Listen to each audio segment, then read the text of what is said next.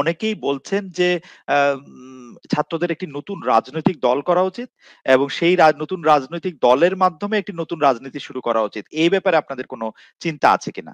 আমরা সচরাচর বাংলাদেশের রাজনীতিতে দেখে এসেছি 50 বছর বয়স না হলে নাকি এমপি হওয়া যায় না, 60 না হলে নাকি মন্ত্রী হওয়া যায় না। সেই জায়গা থেকে বাংলাদেশ বর্তমান যে তরুণ প্রজন্ম, এই তরুণ প্রজন্মের সাথে ওই চেয়ারগুলোতে যারা বসে থাকেন তাদের বয়সের একটি বিস্তর পার্থক্য থাকে, তাদের মেন্টালিটির একটি বিস্তর পার্থক্য থাকে, চিন্তা ভাবনার একটি বিস্তর পার্থক্য থাকে। আমরা মনে করি আগামীর বাংলাদেশে এই তরুণ প্রজন্মের সাথে আমাদের যারা অভিজ্ঞতা সম্পন্ন রয়েছেন অগ্রজ, তাদের একটি আমাদের কম্বিনেশন প্রয়োজন, যেই কম্বিনেশনটা দেশ গঠনের জন্য খুব বেশি ইম্পর্টেন্ট। তাই আমরা এই অন্তর্বর্তীকালীন সরকারে অবশ্যই আমাদের প্রতিনিধিত্ব নিশ্চিত করব।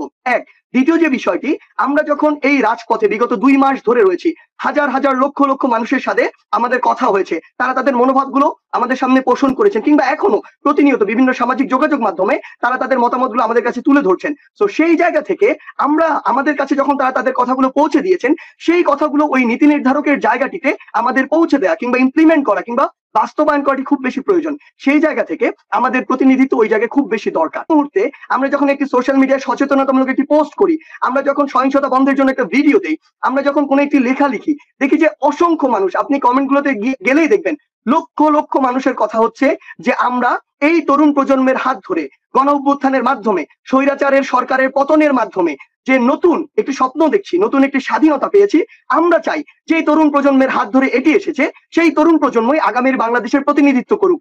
আমরা আমাদের এই আন্দোলনের, কোটা সংস্কার আন্দোলন থেকে স্বৈরাচার পতনের যে আন্দোলনের যে রাস্তা, এই আন্দোলনের প্রত্যেক দিনের কর্মসূচি নির্ধারণ করেছিলাম জনগণের চাওয়ার ভিত্তিতে।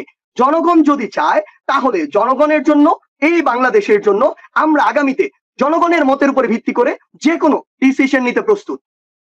তো এই যে কমিটি যারা রিপ্রেজেন্টেটিভ আছেন তাদের সাথে আমরা আলোচনা করব, আমরা যদি তাদের থেকে একদম রুট লেভেল থেকে কি ধরনের মতামত, তাদের প্রত্যাশা কি সারা দেশের জনগণের, তার উপর ভিত্তি করে যদি এরকম কোনো পরিস্থিতি তৈরি হয় যে আসলে বাংলাদেশের মানুষ চিন্তা করছে যে তরুণ প্রজন্মই আগামী বাংলাদেশের প্রতিনিধিত্ব করুক, এবং আমরা যেভাবে কোন ধরনের লোভ লালসার বাইরে গিয়ে আসলে একমাত্র শুধু বাংলাদেশের জাতীয় স্বার্থকে সামনে রেখে আমরা এই আন্দোলন চালিয়েছি, এবং সেই প্রত্যাশা যদি আমাদের দেশবাসীর আমাদের উপর থাকে এবং তারা যদি সেই ডিমান্ড তৈরি করে, তাহলে অবশ্যই আমরা দেশবাসীর জনগণের সেই প্রত্যাশা পূরণে আমাদের জায়গা থেকে সর্বোচ্চ সচেষ্ট থাকবো। ধন্যবাদ। বাকের আপনাকে ধন্যবাদ। হাসনাত, খুব সংক্ষেপে। আচ্ছা, আমরা যেটা দেখেছি সামাজিক যোগাযোগ মাধ্যম অবশ্যই একটি প্যারামিটার, কারণ আমরা দেখেছি ডিজিটাল সিকিউরিটি অ্যাক্ট, সাইবার অ্যাক্টের মতো করে যেই সব অ্যাক্ট আমাদের এসেছে সেগুলো আমাদের বাকরুদ্ধ যখন করেছে, তখন আমাদের সামাজিক যোগাযোগ মাধ্যমে একটি গুরুত্বপূর্ণ মত প্রকাশের ক্ষেত্রে বা দ্বিমত প্রকাশের ক্ষেত্রে গুরুত্বপূর্ণ ভূমিকা পালন করেছে। সুতরাং এটি একটি প্যারামিটার। দ্বিতীয়ত হচ্ছে গত এই আন্দোলনের 2 মাসের যে এক্সপিরিয়েন্স হয়েছে, আমরা মানুষের কাছে ছুটে গিয়েছি, ছাত্রদের কাছে ছুটে গিয়েছি, রাজপথ থেকে আমাদের গণভবন পর্যন্ত, বঙ্গভবন পর্যন্ত আমরা ছুটে গিয়েছি। সেখানে আমরা মানুষের প্রত্যাশা দেখেছি, সেখানে মানুষের আমাদের চাহনি দেখেছি, তাদের আশা দেখেছি, আমাদেরকে ঘিরে তাদের নতুন একটি স্বপ্ন তারা বুনতে আমরা দেখেছি। সুতরাং তাদের স্বপ্ন বাস্তবায়নে আমরা যে কোনো ধরনের ডিসিশন নিতে, অর্থাৎ জাতীয় স্বার্থকে মাথায় রেখে যে কোনো ধরনের ডিসিশন আমরা অবশ্যই নিব।